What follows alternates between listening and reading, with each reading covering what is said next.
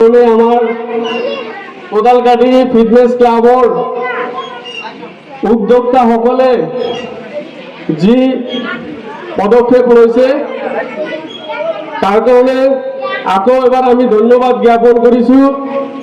আৰু এই অহাকালিৰ পৰা এই স্পৰ্টছৰ কাম আৰম্ভ কৰিব।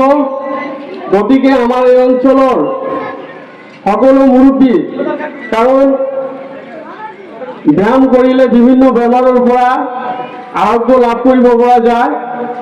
যেনিবা ডায়েবেটিক্স যিসকল মুৰব্বীৰ আছে তেওঁলোকে নিয়মমতে ৰাতি 4টা বা 5টাত উঠিব লাগে, তাৰপিছত খোজ কাঢ়িব লাগে।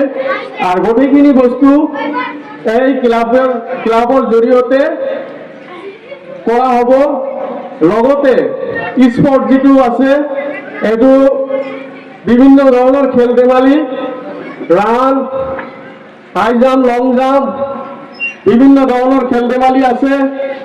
আৰু এই খেলটোত সিহঁতে প্ৰশিক্ষণ দিয়াৰ পিছত ডিষ্ট্ৰিক্ট লেভেলত যাব, তাৰ পৰা উত্তীৰ্ণ হয় জিলা ৰাজ্যিক পৰ্যায়ত যাব, ৰাজ্যিক পৰ্যায়ৰ পৰা উত্তীৰ্ণ হৈ ইণ্টাৰনেশ্যনেলত চান্স পোৱাৰ এটা সুবিধা আহে।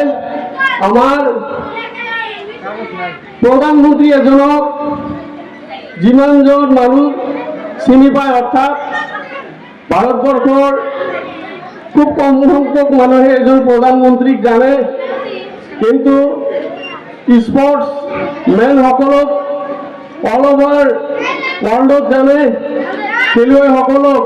আৰু সেই সুযোগতে এটা অৰ্থনৈতিক বা ইনকামৰ চ'ৰ্চ আহে।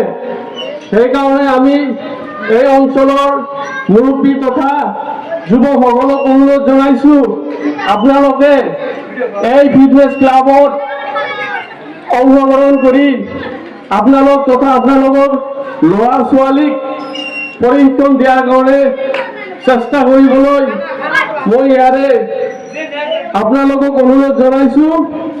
আৰু যেহেতু এইটো এটা সামাজিক কাম হাতত লৈছে, মোৰ আমবাৰী মাৰকুলা গাঁও পঞ্চায়তৰ কাউন্সিলাৰ যদি মোৰ কিবা ফাণ্ডৰ পৰা পুঁজি দিব পাৰোঁ, মই যিখিনি পাৰোঁ মই দিম এই ক্লাবত, কাৰণ এইটো সামাজিক কামৰ কাৰণে মোক সহায় কৰিব।